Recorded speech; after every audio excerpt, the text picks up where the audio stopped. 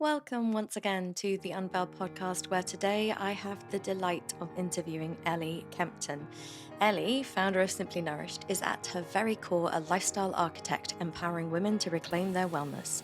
As a registered dietitian nutritionist with a master's degree in functional nutrition from Bastyr University and a biochemistry degree from the University of Virginia, Ellie curates simplicity out of complex health information and provides care calibrated to support transformation. Ellie's care is underpinned by functional medicine and catalyzed by behavior design. Ellie is also a client of mine. We've worked together for many months now, and I have been honored to witness her journey of evolution, both professionally and personally. And so this podcast is actually a really fun one. We deal with a lot of practical elements of women's wellness, and that doesn't mean stop listening if you're a man. For men, supporting your women in their wellness journey and empowering their health is a great service that you can offer. We give you really practical advice based on all of Ellie's experience and the training and the mentorship that she offers. We also discuss her work with me and how it's been to have a coaching relationship and what we've managed to discover and play in together as coach and client. And obviously, Ellie's work is very similar to some of what I do. And so we have a great conversation, a bit of a geeky conversation, I must admit, about all of the ins and outs of functional integrative medicine and her work as a dietitian nutritionist, or a rebel dietitian, as she likes to say. With that, let's get on with the podcast with Ellie Kempton RDN. Ellie Kempton, welcome to the Unveil Podcast. Thank you. So delighted to have you here, and the listeners will know why already, because I'll have introduced you in the introduction with your bio and a little sneak peek of how we know one another, but we're going to dig more into that today.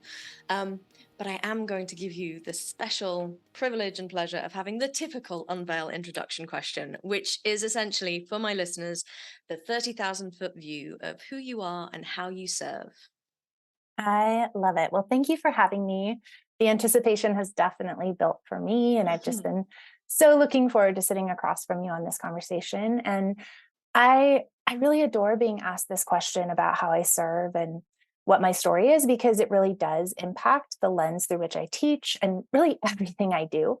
And what I love starting off with is just where my story began, and it's so unexpected. It began in a swimming pool. And I like to joke with my clients that I've been a little fishy since I was 4 years old. Mhm. And I learned at a very, very young age that pushing your body is such a catalyst to performance and success. So here I was, a 4-year-old, splishy splashing around in the water. And I figured out that I could go really, really fast. And I was super competitive. And I would turn anything and everything into a game and anything into a race. So by the ripe old age of 10 years old, I was swimming 2-a-day practices, and I was just on this track to win. So you can imagine that I kind of learned that stress was a good place to be. And I just learned to normalize stress. So I swam my way into a school that I loved, University of Virginia. And it was my first or second year that I just started to feel a little bit of uneasiness. I started to feel these little, I like to call them blinking lights on my dashboard. And it was just at this time where, I don't know, I just started to notice in my body that something was not right. Something in my body had shifted, and something was just kind of creating an imbalance. And so here I was, this top performer. I was getting ready to swim at Olympic trials. And I had just gotten to this place where I was in misalignment with my body. So I started to look for answers, and I found that I needed to get a little bit more clinical work done. So I ran some tests, I ran some labs, and here I was at this place where I was at the cutting, almost like the epicenter of medical care at University of Virginia. And it was 2 weeks before Olympic trials that I was diagnosed with Crohn's. So here I was, I like to call this my sliding door moment, where I had the opportunity to decide how to treat Crohn's. So they sat me down and they gave me their full kind of prescriptive measures of, here, we're going to put you on immunosuppressants. And there was kind of a lineup, an arsenal of things to do. And I have to say, I sat there and I was 20 years old, and it didn't feel like it resonated. And here I was studying biochemistry at the time. And I just knew enough to be dangerous. I knew enough. I knew enough to really question. And you know me well enough by now to know that I question lots of things. Mm-hmm. And so I just started to look for alternative ways to treat it. And I started to search for answers. And I found a doctor who specializes in functional medicine. She came over to my house. She sat me down and she asked me the most absurd questions. Yeah. You know where I'm going with this. Uh-huh. Mm-hmm. She asked me what I eat. She asked me if I sleep at night. She asked me what my stress levels were. And here I was, this biochemist swimming 30 to 35 hours a week. Mm. And it took me back. I remember pausing, listening to her ask me this litany of questions because no one had ever asked me those questions. And no one had ever really contextually built out my timeline to understand what was actually going on. Because yes, I had a diagnosis of Crohn's, but she really built out the architecture of my life. And it felt like she was seeing me and humaning with me. And so I walked away from time with her really intrigued. She had struck a chord with me. I had handed her this big rubber band ball and it didn't scare her. She didn't try to slice it in half. She gently took it and really helped me understand how to ask the right questions. And she helped me learn how to even just tune into my body. And it was not this overnight success story where she gave me a few things to eat and I felt better. It took a long time. It really did. But what she taught me was how to iterate upon different ways of eating and different ways of living that put me back in alignment with my body. So having experienced that and having experienced this architecture of wellness that really made sense to me. It made sense to me on a clinical level, and it made sense to me kind of on a soulful level. I took it upon myself to be that. I knew I had to follow in her footsteps in some way, shape, or form. So I went straight out from Virginia to Seattle. And it was in Seattle that I studied functional and integrative nutrition. I got my master's there. And it was very surprising to me. I did not expect this, but I also stayed there to become a dietitian. I did there. The university I went to is Bastyr University. They offered a didactic rotation. And I stayed because I knew I needed to be a voice that could disrupt the sterility of the dietetic profession and come in and marry the cutting edge science that we have access to as clinicians with this more functional and integrative and kind of contextual but long-standing tradition. And so I've now been in practice for 11 years. And I just relish in the opportunity to be that functional doctor and functional voice to the clients in my practice. So I am now a functional medicine dietitian, dare I say a little bit of a rebel in this industry. And my focus is truly on my service is really putting women back in relationship with their body. I love working in women's wellness. Mostly because it's a challenge and it's never fully figure outable. There's so many contextual layers to it, but I just love seeing women come alive. And I just love seeing human needs met with this very science-driven grace. Mm-hmm. I love it. And the reason why Ellie hinted at that I know her very well is that Ellie is a client of mine. So Ellie reached out to me, not for herself. I forgot about that. I know, really right? did. Someone really else. not for you. I'm Someone not broken. No, I'm not broken. I don't need help. And also we then geeked out on like the functional medicine side of this, the business side of things. I recognized a lot of what Ellie was doing from the kind of holistic wellness, helping people perspective. And we ended up working together. Before the other person that she called me about. And we've worked together for a long time now. And it really isn't untrue to say that your way of thinking about healing and caring for women, in your case, in the specific niche that you have, is really exemplary, because it isn't just medicine. It isn't just even functional kind of dietetics. It's not any of that. It's really, it's coaching as well as it's medicine. It is really allowing women to find their sovereignty again. And the thing I love about Ellie is she asked me to check her like things. She asked me to review her materials, all of which we're going to talk about today. And I look at it and I'm like, it's a really good way of explaining this. And Ellie has the greatest little cute little things and names for things, and it really does make a difference, because what it's doing is it's making complex concepts supremely simple, digestible, dare I say, and really helpful for women who, this world, and I'm sure you'll agree with this internet kind of world is a minefield of information with precious little wisdom and knowledge. And so when I come across people like you who are doing so much to put the right level of information and education out there on both one-to-one basis, but on a bigger group level, I get excited, because it's like, oh, there are people who actually want to do something to change the system, which is something that I never did, because I didn't have the time to go back once I got better to go and do the medical degree to try and fight the system and all that kind of stuff. So I end up really respecting those people who did go through the mainstream and still found a way to break out of it, because it really does make a difference. So I also want to just say that this isn't some kind of strange nepotism.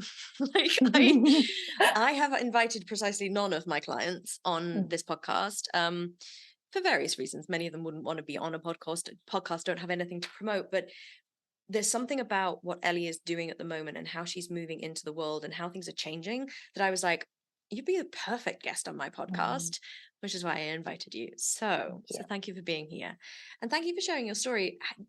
That timeline exercise that your functional doctor did with you when you were dealing with the Crohn's and dealing with the kind of whole world, how easy was it for you to really go, oh, this is a new way of thinking about it, given especially as you were doing biochemistry when they don't care about childhood trauma or anything like that?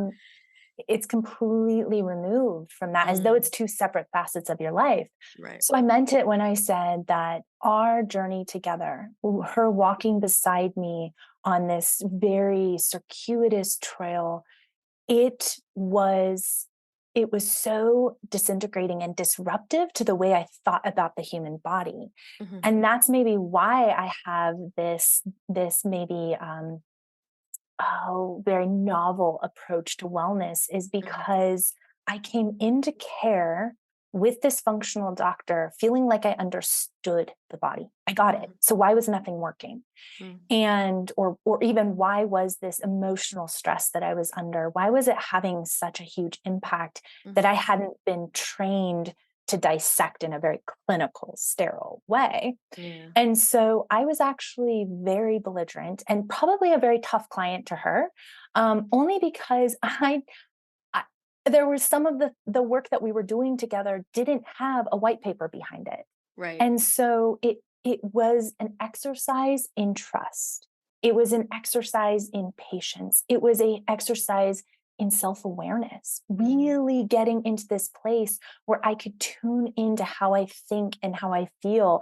And I can say to this day, that's going to be my lifelong journey, is that piece of self-awareness, because she taught me how to notice how I notice, not in an effort to really define who I am, but really she taught me what it might look like to expand who I am. And that was priceless to me, because that is now the approach I take. But what she witnessed and what I see now in practice working as a clinician, she witnessed this complete disruption of everything. It almost like I had to break all of my rules, because I love rules. I mean, She loves rules. This is true facts. Yes. How big was my rule book when I first came to you? It was an encyclopedia. Yes. I think I described on our first call my morning routine. And I was like, okay, Victoria, listen up. I wake up at 5:04 a.m. I have had lemon water with a pinch of sea salt by 5:08. And I think you paused me right there and you're like, oh, girlfriend, let's back down a little bit. So yes, I loved rules. And that's maybe why I like to curate simplicity out of complexity, is because I love that structured flow. But what this world, this functional medicine world, has taught me is there are certain things that don't require rules. They require fluidity. They require flexibility. They require you to feel your way into the next step. So maybe you start off with the clinical rule. Maybe you start off your day with that lemon water, but maybe one day you wake up and you're not keen on lemon water. You maybe want something else. And that's your body, the deep, innate, intelligent wisdom of the body speaking its truth. And my job is to facilitate your capacity to hear that truth. Mm-hmm. It's so amusing to me listening to you talk, because there's a level at which you, like every other clinician, self included, you were already from the start really good at delivering this to your clients. And I should be clear as well, Ellie was not a functional medicine client of mine. She was a coaching client of mine and one of my really holistic packages. And there is a lot of this wisdom that she's sharing, which is so important for us as clinicians to listen to, because we don't. We get caught down the rabbit hole. And I did warn Ellie before we worked together. I was like, you do realize I'm going to unstructure you and be so unstructured, it's going to infuriate you. People who know me, that's a surprising thing to say. I am a very structured person, but the way I've like worked with Ellie over this time is being very much encouraging her to follow her own wisdom, which is so deep and so there, and really feeling into that ability to not have the lemon water, which sounds small, but we all have these quirks. I have these quirks. I have these like people I need to call someone to just say, hey, am I okay thinking this today? So yeah, I love this story. I want to, before we move on to some kind of more details, I just want to check in on the Crohn's diagnosis. So people will have heard you mention it and heard the kind of like how you dealt with it in terms of conceptually. How is that now? What is your situation now? Do you feel like this approach has changed your health scenario? Where are you currently at with it? You know, it's interesting. I've had a few clients just recently ask me about that, because they know I always share my story to both clients and big groups I'm teaching, and it's a big part of what I do. But in a social setting, I would never introduce myself, or really, I never even think about it anymore, only because that diagnosis has no working definition necessarily on the way I live my day to day, only because I am working on and practicing. There's no perfection, nor do I ever see there being perfection, on really iterating my day to honor the needs of my body. And that has, I think, really kept me stable. So will I always have the genetic predisposition to it? Absolutely. That's not going anywhere. But what I've learned to do, and it's been years, I mean, that initial diagnosis was more than 15 years ago, but what I've learned to do is tune in to some of the more obvious blinking lights on my dashboard. And those blinking lights redirect me before it becomes a siren that requires a much more acute fix. So do I go for days at a time living on sugar and alcohol? No. But what I have found is that when I give my body information it understands in a really consistent way, just foundational pieces, the pieces that I teach in practice every day, my body has proven to be very forgiving. My body has proven to recalibrate more quickly. And so, you know, I'm always looking for the signs and symptoms clinically. So I'm running stool panels on myself, looking at my levels of calprotectin, really watching my ANA, things that just kind of tune me into my markers of autoimmunity. But I can honestly say I haven't lived under the rooftop of this diagnosis of Crohn's kind of following me everywhere I go for years. It's freeing. Very cool. And that will be a surprise to some people. So, you know, I wanted to just make sure we touched on it. You know, even though we both have these kind of functional medicine training, we have never spoken about your Crohn's once. I mean, maybe once, one conversation we brought it up. So yeah. What we have spoken about is what your passion is. Now, I don't know why you have this obsession about women's wellness. I feel like it's choosing the most complicated riddle in the human health world. It's not been my favorite place to play. In fact, I always tell people if I'm giving talks, it's like male hormones and male stuff, half a side of A4 paper. Female hormones, like catalogs of manuals. So, and Yes. it isn't just about hormones that you talk, but you do really focus on women's wellness. Why? What intrigues you? What excites you Mhm. about women's wellness? What is it about helping women that is your thing? Why is it the thing for you? It is really interesting why I have become addicted to this topic. And part of it is that I love a challenge, which you and I Mhm. both know. It keeps me on my toes. Everything I thought I knew will play itself out one way in one client and completely differently in another. So I'm very humbled by this topic, to say the Mm. least. Yeah. But I find so much deep joy in putting women back into this beautiful relationship with their body. And Mm. my first experience of this actually occurred in my didactic internship. It's, a year of you going to different clinics and stepping in as the dietitian on staff. And I had this one rotation that I'll never forget. It was actually the rotation that I was very upset about. I did not want to do this rotation. I didn't feel like it was meant for me. All my rules were being broken. And the rotation was a women's wellness clinic. Mm. And it was predominantly tailored around working on just even the foundational components of wellness, very, very simple topics. But what I found in working with these women is that I was working with the family unit. I was Mhm. working with so many others that depended on this woman to really plan out the cultural architecture of that unit. And so by default, I feel like I was really creating this ripple effect in the community.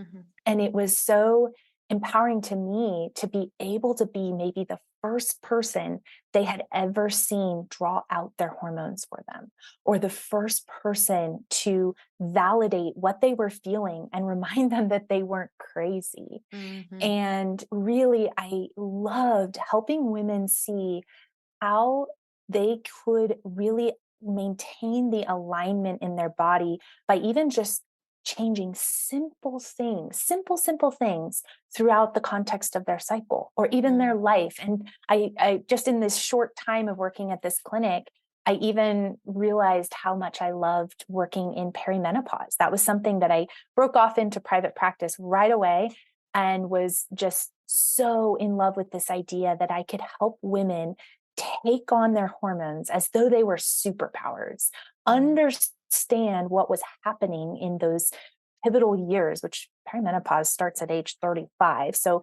helping women from the age of 35 through 60 really understand how those shifts in hormones were bubbling to the surface in what they actually felt. So this rotation that was, 4 months long, just it was like this little whispering to me. And I was thinking as I was performing the work at that rotation of what it might look like to put on my megaphone and make these messages loud and clear to a much wider audience. So I really did start off practice working on specializing in women's wellness, but it wasn't until really even the last 5 years that I have decided that this is just, this is straight magic to me. This is my zone of genius, even if it means I am the first person to draw out someone's hormones, or maybe I'm standing on a huge stage helping women empower other women. That's a ripple effect. Mhm.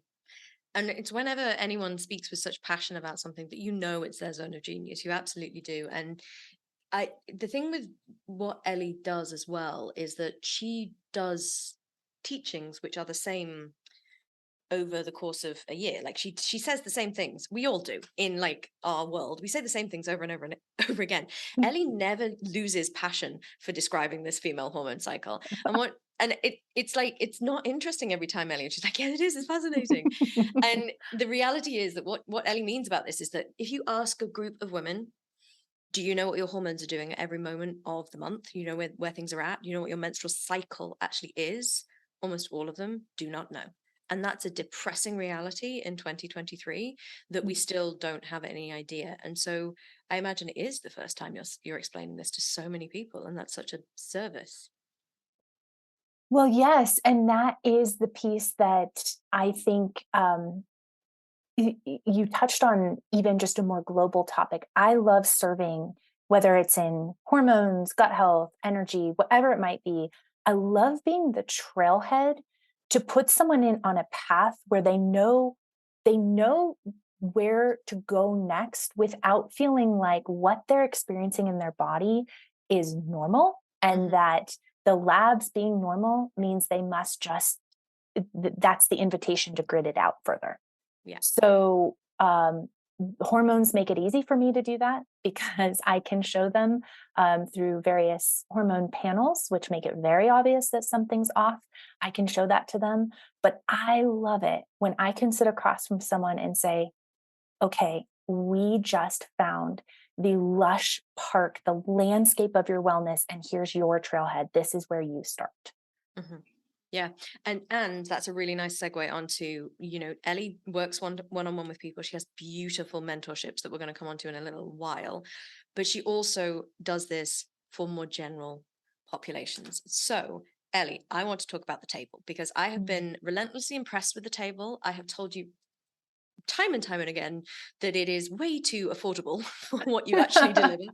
Like, I am literally saying, Ellie, put your prices up. Ellie, put your prices up. Because the quality of information that Ellie delivers during the table it's insane. So give our listeners the overview of what the table is, what the 4 areas of health, 4 trailheads, if you like, the 4 starting points are, and we're going to dig in from there, because I really want this to be a really valuable episode for our listeners to get some salient points, so that if being part of the table or being one of Ellie's private clients isn't possible, you actually leave this podcast with some actionable steps. So this is your floor to talk to us about the table, and also why you created it. Why do this? Because creating programs like this is not easy. So why did you do it? What is it? And what are the 4 areas within the table that women walk through? Yes. Well, the table is something that has made its way to the agenda in every single call of ours, only because it's that precious to me, but it is that big of a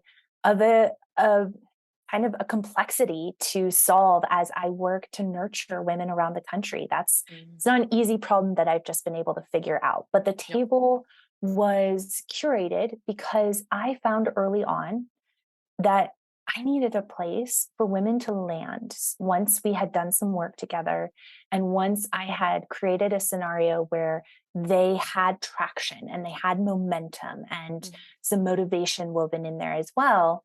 I needed a place where they were seen by other women on their journey, because women can journey alone, and yet that's a lonely place to be. And so I wanted to put them into this sipping well where they could learn from others, but also feel like they just could maintain their momentum. So I came up with many, many iterations. You should see how many journals are filled with the table 101, the table 2.0. The table really, it took a while for me to find what I wanted to start with. So 5 years ago, I finally built up the courage to launch what is now the table. And there's been many iterations since. And the table is really a beautiful synergy of the top 4 trailheads to my expertise and my care. And each trailhead is just an entry point to a much bigger experience. I like to call the table a membership that is this immersive experience. So the 4 trailheads are metabolic health, where we talk about just what it looks like to honor your metabolism. There's so much noise around the metabolism, and I like to safeguard these women and bring them into this beautiful place where they learn about the metabolism in a way that's aligned with what's actually happening. Then another trailhead that we work on in the spring is energy. It's our most priceless currency. You can have a very robust bank account, but when you don't have energy to pursue your passion and your purpose, there's very little there. And so energy is where I talk about just this beautiful communication between the adrenals and the thyroid and the brain, but really break it down so that these women really actually understand it to a T and could explain it to their best friend. so that they don't resort to what we're told to resort to, which is superficial energy stimulants. The third quarter is my baby. We've talked about, bringing in experts to really take the lead on different quarters. And I've never once whispered at the opportunity for someone else to teach quarter three, which is just my babe. It's hormone balance. It's helping women understand what shifts and what dances and what swirls and twirls throughout their life cycle and putting them back in touch with that. And then the fourth session, or the fourth trailhead, which we perform in the winter, is gut health. And this is, a very sweet topic for me because it's my trailhead. But gut health, I actually somehow, some way, shape, or form, make it very approachable and, dare I say, sexy, because gut health is a hard one to market. But what I love to do is help women understand just how the gut is a cauldron of wellness. Mm-hmm. And it's, women can join at any quarter for this. They can do one, they can do the whole thing, they can basically design their own journey. Is that correct? Absolutely. And that's the intention. And that's why there's been so many iterations, is because everyone's trailhead is different. Something, your blinking lights on your dashboard are going to be very different. So what I'm telling you we're going to work on is going to be very compelling for the right quarter, the quarter that's most aligned with you. Mm-hmm. But I did make it that I give the option of journeying alongside women for the entire year, because you'll soon find out that each topic, whether you join in the energy quarter or the gut health quarter, it all segues into the next quarter. Mm-hmm. And what I love about that is women start to understand how everything in the body is a beautiful web, and you don't have to do 10 different things for 10 different symptoms. Mm-hmm. You can really build so much traction and confidence by tracing some of this back to the inner source, which is something that we just continually work on quarter to quarter.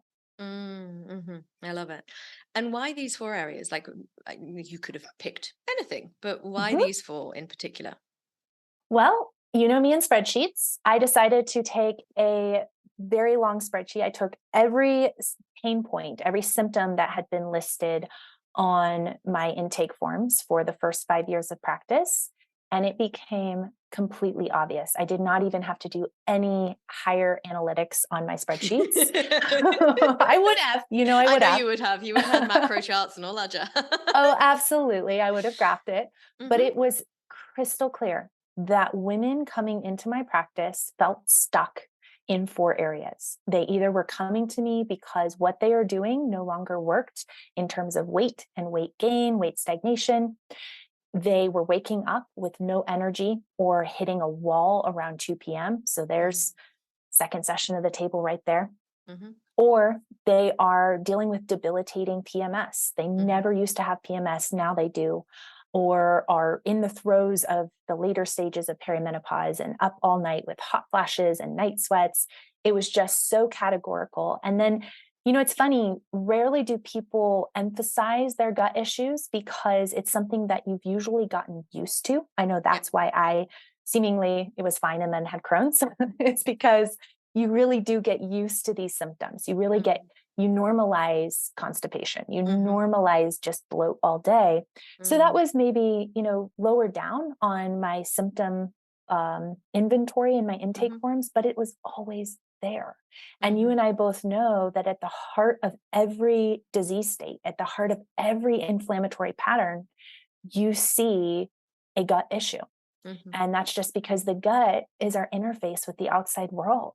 Mm-hmm. And that's really in my journey through Crohn's, I learned the most about just even the impact that our microbiome has on our interactions with the outside world and on our immune response. And so it was fun for me to be able to make room and space for gut health to have its own quarter.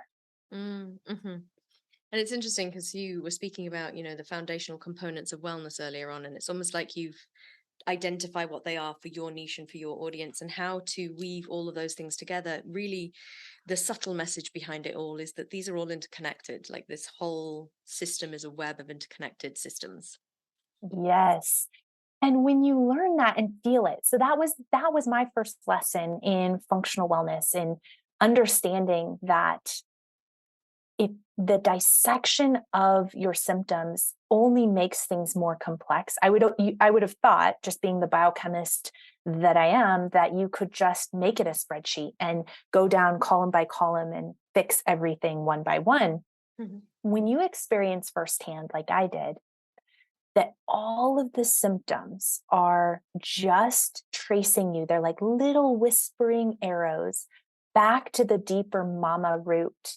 You start to find health as being much simpler than Instagram would make it seem. There's so much that if you do it consistently, because it's actually speaking to the source of the need unmet, that information is going to treat a myriad of symptoms. So one analogy I love to give my clients, I draw it out on a whiteboard many, many times, is an iceberg. And that iceberg is just a reflection above the surface are all these gnarly points and crevices of just kind of all the symptoms that people come to me with. And it's so tempting to take an ice pick and just go, really very persistently and consistently chip away at every symptom. But what is required, and what's actually the simpler, more flex move, is to pop on a scuba mask and go swimming straight to the bottom of that iceberg and really address the deeper layers. And when you address those deeper layers with consistency, all the gnarly points and all those symptoms that you were feeling all collectively fall beneath the surface of the water, because you're addressing what actually counts that made that iceberg be that way. Awesome. How would you feel about giving our listeners a little taste of maybe 1 or 2 factoids from each of these 4 kind of areas, and we can kind of dig into them and learn a little bit more? So we're giving our listeners like a little bit of a taste of what the table is like from the perspective of some of the terminology used, or some of the ways you explain things, or just the 1 or 2 things that can help, the simple things that our listeners could change today that would be life-changing in some cases, but certainly impactful on the bottom line of health. I love it. Let's do it. Cool. Okay, so we're going to start with the metabolic health then. Where do we begin with this? Like, what could you say to our listeners, mainly the women, about metabolic health that would really kind of maybe shift their perspective, either bust a myth that Instagram tells them all the time, or, help them change something or change the way they see something so that they have a different relationship to metabolic health? I love it. I just did an Instagram challenge, which of course you held my hand through launching last year. So you know all about this, but I'll tell your audience. I did this Instagram challenge called Busting Myths and Making Metabolic Magic. And it was really just this. It was, what are you learning about your metabolism that is false and is a lie that has kept you performing punitive measures to, quote unquote, turn on the metabolism? So I'll tell you the biggest myth that I love busting is that your metabolic rate slows down as you age. It does, but really only after the age of 60. So that's a big deal, because when you walk through life feeling like you're not just living in a body that has the metabolic rate turned down dramatically at the age of 40, then all of a sudden you're injected with agency and drive to do something about your metabolic health. And metabolic health, my favorite way to describe it, is just how your body takes in information to make energy out of it. And so giving your body information and energy, or energy it understands from your environment and your food, is the best way to make metabolic magic. So the first thing I teach with metabolism, let's say we had 2 minutes for this podcast and you wanted me to speak to metabolism, I would say the very, very first thing to do is to give your body very consistent information that balances your blood sugar. Because at the heart of metabolic health is this need, this deep need for your body to not have to almost compensate for too much information being given sometimes and not enough at other times.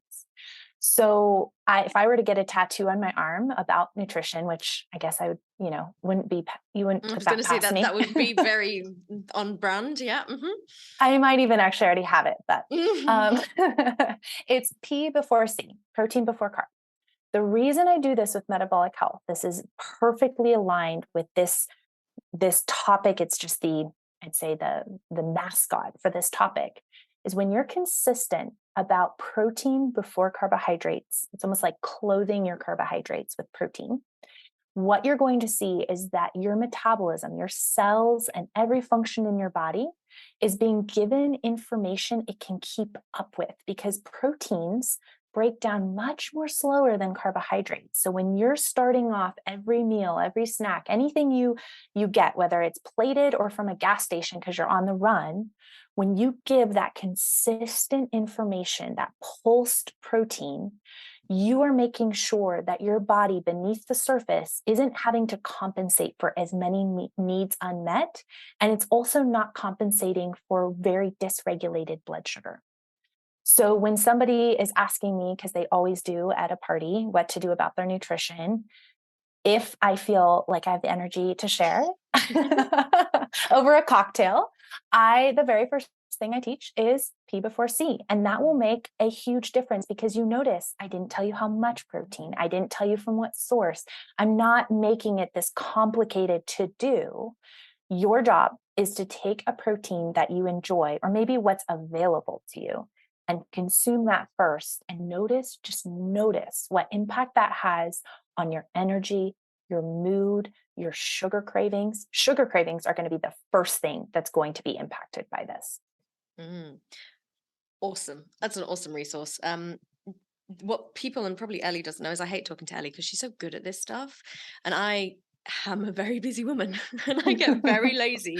And this is bad. This is not me as a clinician telling you to do this.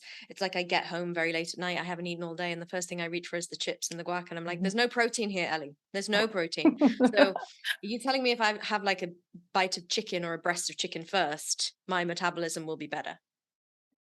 Essentially, what your metabolism is going to be given is the most grounding anchor to make sure that whatever chips, whatever wok, whatever you enjoy as more playful and fanciful, and what your brain is telling you need, almost out of survival, out of just very immediate need, you're going to make sure that you don't get the dark side of meeting that need without the anchoring stability of protein. So what's really neat, and I love teaching nutrition this way, and I'm so glad that we used a tangible example, because when you talk about what to add, you take so much pressure and so much shame out of what to take away and what to stop doing.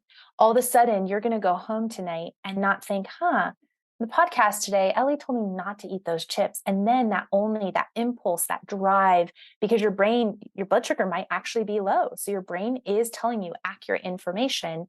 You're just responding with more alignment to the need unmet. You're giving your body even more accurate information. Cool. I'm actually going out for dinner tonight, so I'm going to make a note to self to actually be protein first, because Ellie told me so. Okay, awesome. So we're on the kind of metabolic stuff. What about adrenal health? Like, if we could help people with energy, their adrenals, the everything, instead of just saying you've got adrenal fatigue, which is a myth you can bust right now if you'd like to, how would you support with adrenal health and energy? Well, the good news is your adrenals never get tired. They are tiny but mighty little glands that sit on top of your kidneys, and they are just fierce warriors. So when it comes to energy, and this is something I explain has a lot to do with adrenal health, thyroid health, and really just the communication pattern between the adrenals, the thyroid, and the brain, I am always going to start off with the lifestyle architecture piece. We don't even start with the food. We don't even start with what to eat or even drink to have more energy. We get there, of course, because what you put in your body has a very tangible impact on your energy. But when we talk lifestyle architecture first, and when we put into place this solid foundation of consistency around habits and rituals that make you feel safe, that is going to be one of the bigger pieces to put into place, because the adrenal function depends on really cues that make them feel like there's not persistent threat that they cannot escape. So when you think of the lifestyle design piece, my clients first jump to, okay, well, then I'll start doing these long-winded, 45-minute infrared sauna sessions. And then I'll, start bringing in cold bathing and fasting and all these rituals. It's way simpler than that. It's very, very simple. It's, what time do you wake up every morning and what time do you go to bed every night? Keeping those time frames within an hour of one another, or your evening, your bedtime, keeping it within an hour each night you go to bed, and your morning wake up, keeping that very consistent. That in and of itself is the cue to your body that there is enough stability to perform optimally. Under inconsistency, every day being different, even even timing of when you eat your meals every day being different, that is yet one more challenge, one more threat that the body is working hard to keep up with, but it's just one more thing. So if you mapped out your day, I always tell my clients and my beautiful table members that their job is to just map out a sample day and pick 3 things to be consistent about timing wise, whether it's waking up, maybe it's the time frame in which you step outside. Sunlight exposure is huge for adrenal function. It really tells your body even just what time it is, but also what time to start going to bed. Or maybe it's what time you eat your breakfast or what time you eat your dinner. Just those cues create the rhythm and routine that your body can relax into. Very, very nice. And what Ellie's speaking to is the physiological side of a lot of the kind of more coaching trauma side that I deal with as well. There's this, the consistency of safety, meeting the unmet needs. This is on multiple levels. And so when you're doing this with your health, you actually can recalibrate a lot of your nervous system patterns at the same time. And that's the cool thing about some of this stuff. Again, that's one I fail on. I have very little consistency. So I'm currently 0 for 2 on Ellie's How to Be a Good Woman. I actually highly doubt that. As I was saying all that, now I'm curious, if as you coach your clients towards something consistent, what do you find is most accessible to your clients to be consistent about? Because I preach the, timing of waking up and meal timing, because those feel approachable to me. But what are some things that you found are more approachable?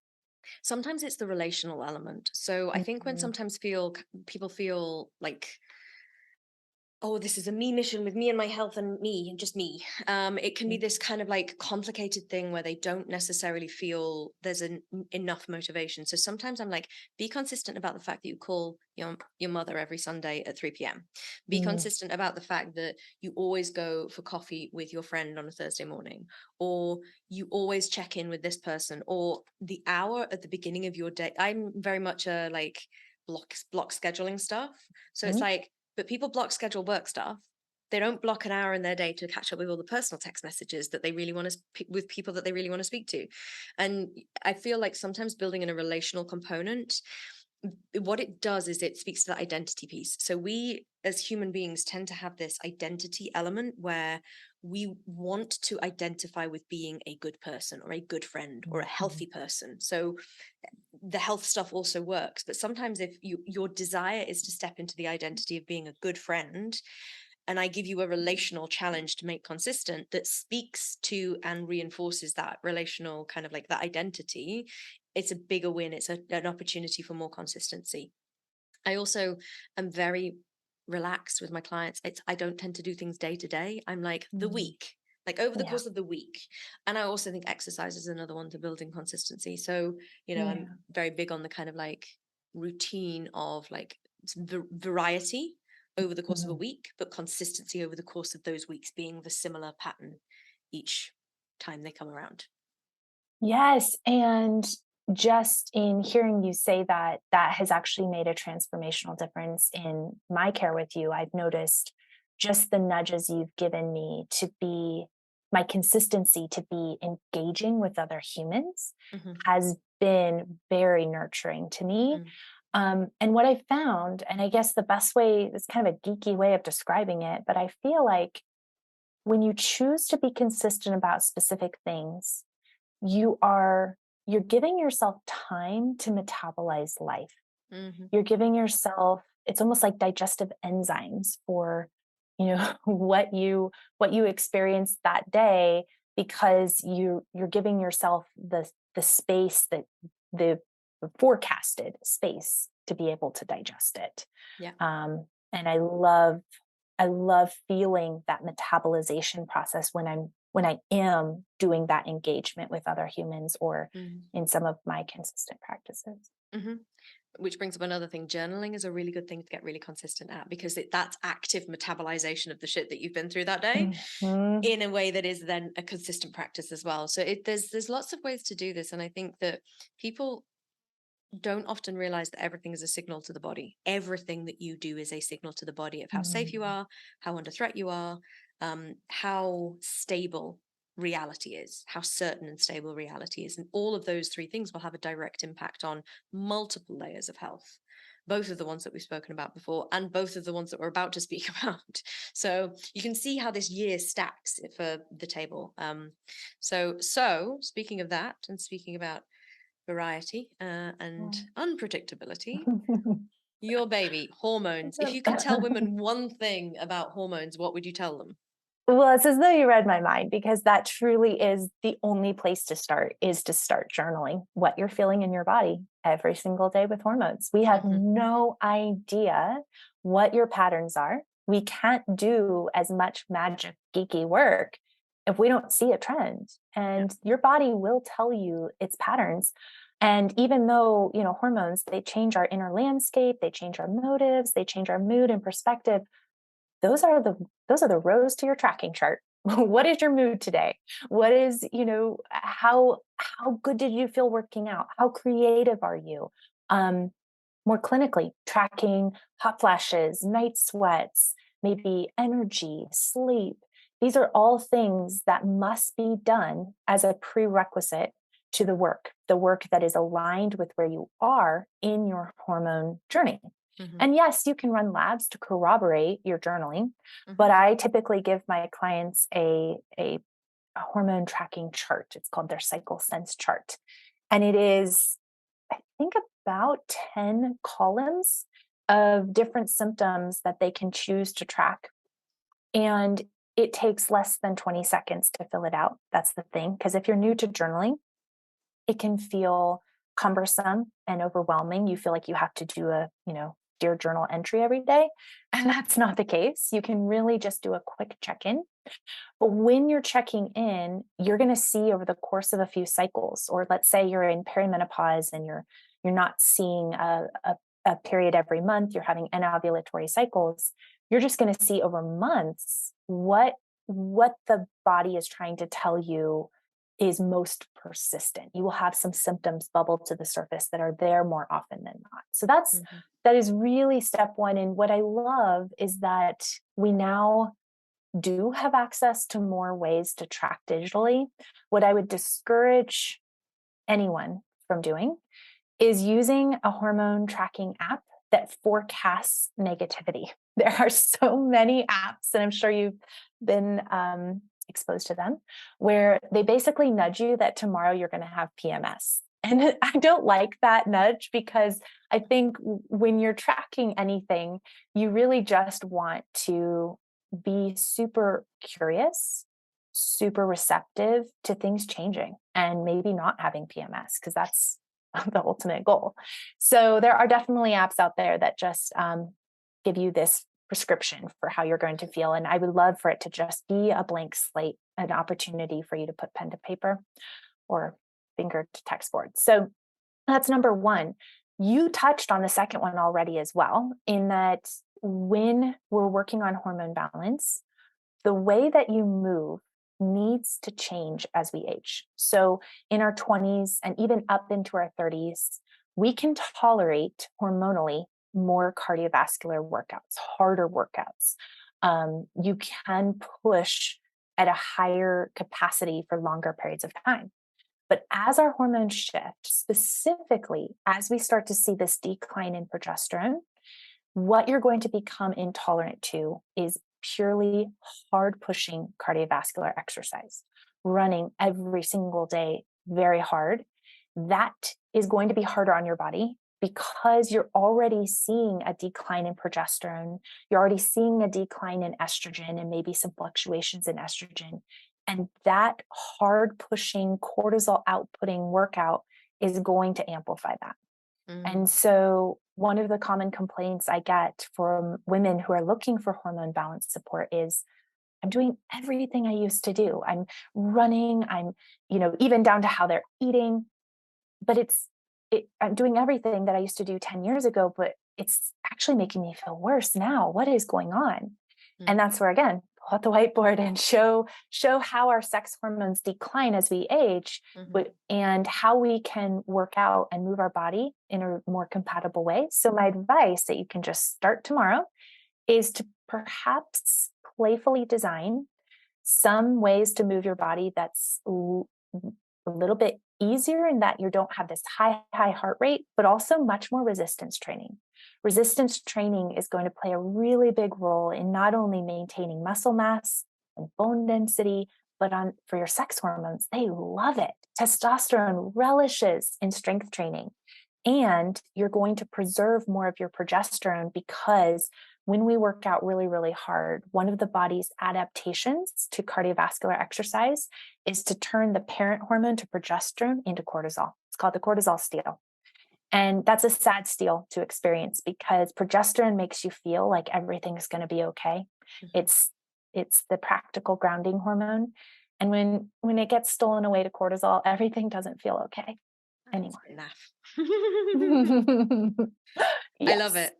Start journaling, and change the way you move. Love it. And journal about how the way you move changes how you feel. Yes. Okay. Yes. Our final pillar. There's one thing we can say about gut health. What would it be? Well, because gut health is so heavily impacted by your microbiome. That is the interface. The microbiome is talking to your immune system, and your immune system is talking to your microbiome. I really think the most impactful way to nurture your gut is to make sure that what you're eating is something that your microbiome wants.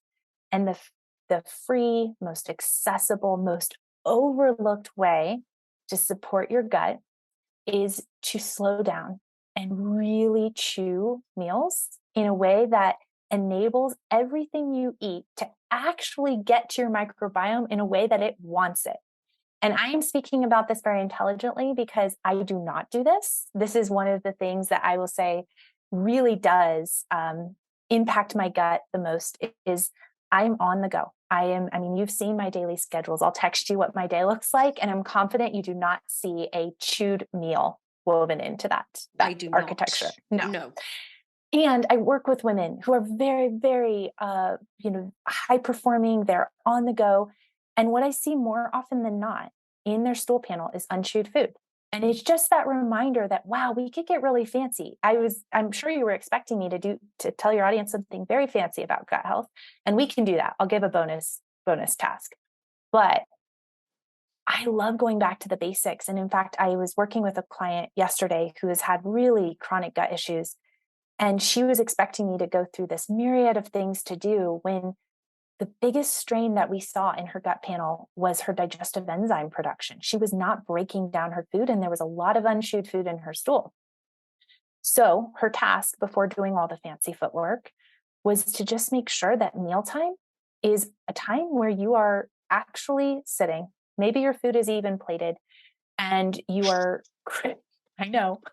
Steady that on. Is the optional. Wait, hang on. We just took a step into complex there. I know.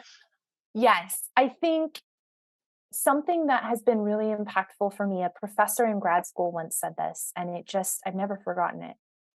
He said, your gut doesn't have teeth, so chew where it counts. And that was huge, having been a gut issue patient my whole life, and my gut is my Achilles heel.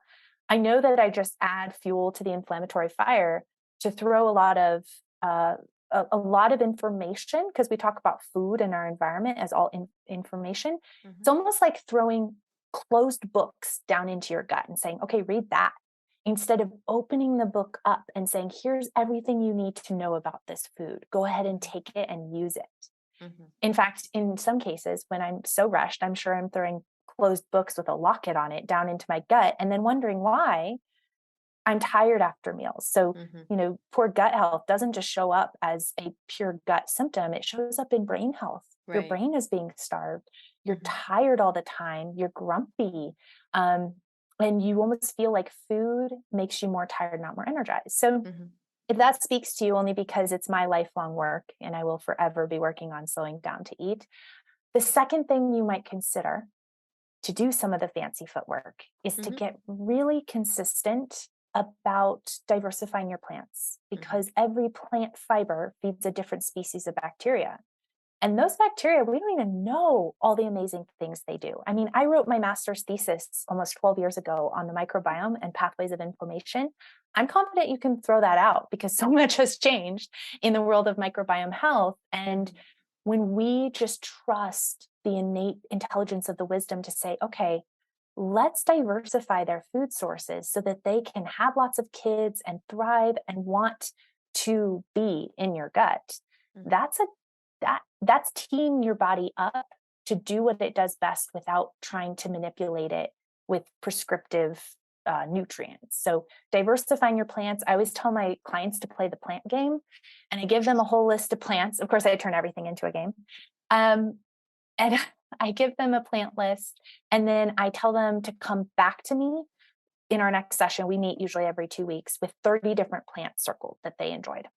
And so it's them going to the store and looking at different vegetables, different things, just playful plants that they maybe haven't had in a while. Jicama, radicchio, rutabaga. When was the last time you had rutabaga? A very long time ago. Okay. But it's so good, and you can turn it into a hash. Hang on, no, have I ever? Like, there's an American-UK divide that's happening in my brain. Like, you call vegetables different things, which frustrates me. It's like, it is an aubergine, people. It is an aubergine. I was in a lecture. I took a very deep dive clinical course in mitochondrial health. And the instructor was British, and he kept yelling about how amazing Rocket is for mitochondrial Rocket's amazing. Health. It is. And so I was writing this down, and that was going to be my next example. Wow. I was going to that. I would love to know what Rocket is. And my sweet colleague sitting next to me, she crossed it out and she goes, "Oh, sweet Ellie, that's arugula." And I was like, "Oh, why? Why is it arugula, Ellie? It looks like a rocket. It does. And it does. So it does. But I feel like my flex move is now going to be on my plant sheet, listing rocket and arugula and seeing which one someone circles. Yeah. No, I think then I'll know what camp they're in. Right. I love that. That diversifying your plants is what I thought you were going to say. And so I love that you kind of gave that as your bonus. So very cool. What I hope everyone has listened to and heard is how simple Ellie makes this. So she's spoken a couple of times about her clients. So Ellie does do private practice with clients where you can get all the fancy labs and you can do all the complicated stuff and you can have her hold your hand. Ellie also does some fabulous mentorships, because the thing about what we both understand is that this isn't just a load of factoids that I can give you and suddenly things are different. There's a huge element of human behavior right in the middle between Ellie's information, even as simple and dumb as she makes it, dumbed down. I didn't mean dumb. You know what I mean? Dumbed down as she makes it. There's a huge gap between that and it becoming a habit and a different way of being. So could you speak to us a little bit about how you weave like the behavioral design elements into both the table, but also the private work that you do in your mentorship programs? Well, this is a topic that has only really recently come to the forefront of a source of actually frustration to me, something that I've had to figure out. It's been in, for the last 5 or 6 years, just part of my journaling of how do I make sure that someone can take what I'm learning, what I'm teaching them, and and in a very confident and very approachable way, continue it for a very, very, very long time. Of course, iterating on it, but to continue it. And so I have made it my mission, and that's where you're hearing some of that simplicity come through what I'm teaching, to teach everything through the lens of scalability. So how can someone take what I learn or what I teach them and really make it the simplest version of that action so that they can, throughout different periods of motivation, different periods of access to bandwidth and time and resources, do it. And that has been a huge piece to every facet of my care, whether it's one-on-one or in the table. I feel like the behavior design catalyst that I have been so impressed with has been creating an environment where a client knows how to scale up or scale down. You touched on something else that plays a huge role in this behavioral design and some of the factors that sustain results is making sure that I'm teaching my clients things and habits and rituals that are aligned with their identity and aligned with their values. And so that's a piece that I really heavily touch on in our time together. I really get to know, especially in one-on-one care, who is this person and what do they believe in? Because the habits that stick are a reflection of who you are. The habits that slip are the habits that are externally pressured upon you. And I have felt that. You've felt that. It's where you look at Instagram, or we now have so many different pressurized sources, and we think, yeah, I should probably do that. And every time I think, yeah, I should probably do that, that is shooting all over myself and thinking, wait, but that's not really who I am. And that's not really what lights me up. So that's a good big piece of the behavioral design. I will say that I am very humbled by what I don't know. And that is why I'm going back to school for this. I'm in school, really studying behavior design, really getting deep into the architecture of the mind, really, and helping my clients understand as I learn it, what it looks like to implement and sustain what is the most valuable element of your wellness architecture, and then build on that. And so I know I have lots to learn, but what I have found to be true is that when I can invite my clients into a space where they feel like everything they do is part of this new pattern that's an ad and again, a reflection of their identity, what catalyzes the sustainability is that pattern of newness breaks some of the rigidity of the patterns that no longer serve them. We focus so much on the consistency of this simple and scalable identity-driven habit. I rarely have to try to interrupt the whole old pattern. That's too abrupt. Trying to interrupt an old pattern is what I believe makes it, that's what makes it hard to sustain a wellness initiative that is kind of thrown at you, is that interruption and that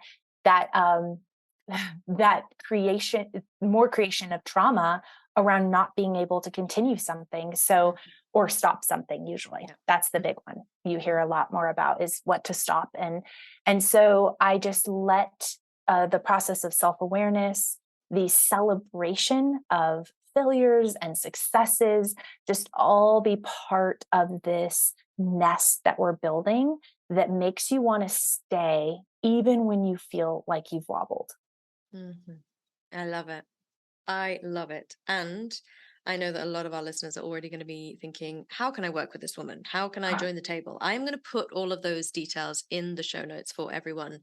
You can join the table at any quarter. It doesn't matter when, really. It doesn't really make any difference. And it's just to say, everything Ellie does is beautiful. Like, I get emails from her with font choices that are just specific. And Very. and yes, so it's an experience to go through the table. It is stunning. And Ellie's company is called Simply Nourished Nutrition, and it is everything that they do is like just, it feels good, which is always a good thing when you're trying to help people change and work on stuff that they feel is broken and all of that kind of thing. So yes, I will put all of those details in the show notes. I've really enjoyed having this conversation with you, Ellie. Is there anything else you would like to share with my listeners before we wrap up for today? No, this has been such a fun conversation. I've been beaming this whole time because it's really a reflection of my work with you as well, is just becoming really aware of how the evolution process is never really what I think I teach, and what I'm learning just every day is that you're on this beautiful iterative journey that does not have a destination. And every time that you tune into how you're feeling and then try something new and tune into how you're feeling, you're just tapping into your limitless nature. And there are no rules that you have to live by to do that. And so that would be my encouragement to everyone listening to this, is to throw out the rule book, and really confidently step into this place where you are emanating your way into your day and feeling into the newness, because it's really incredible how loud the body will speak to you when you listen. I love it. Thank you Cool. so much for your time Thank and for your you. wisdom, and for sharing with our audience, Ellie. And it is a privilege to work with you and to witness your growth and your willingness to throw out your own rule book, because you may have come with a very ginormous one, but you have become an absolute natural at recognizing when you're shooting all over yourself and changing. Thank you. I hope that you enjoyed that podcast interview with Ellie Kempton. And Q3 of the table is now open for registration, and so you are able to jump in and join in with Ellie in Q3, which is her favorite quarter. It's all about hormone balance, and you get to dig into that in some juicy detail, and way more detail than we did today on the podcast. You can find Ellie's links and bios and all of that jazz in the show notes as per usual. Do reach out to Ellie on social media. She would be delighted to hear from Unveil Podcast listeners and to understand what value you took from this episode in particular. And all of the latest Unveil and Alethea links that you need are also in our show notes. There have been some big changes, so make sure you're signed up for the newsletter, and make sure that you're on all of our mailing lists and following our social media. And special offer, during July, there is $100 available off human design readings, should you wish to have one. Head to our social media channels linked in the show notes, and you will find out the discount codes and how to book a human design reading with me. This is awesome. Okay, I look forward to doing lots of human design readings for you all. And with that, all that's left to say is thank you for joining me and continuing to join me on the Unveil podcast. And I very much look forward to speaking with you next week.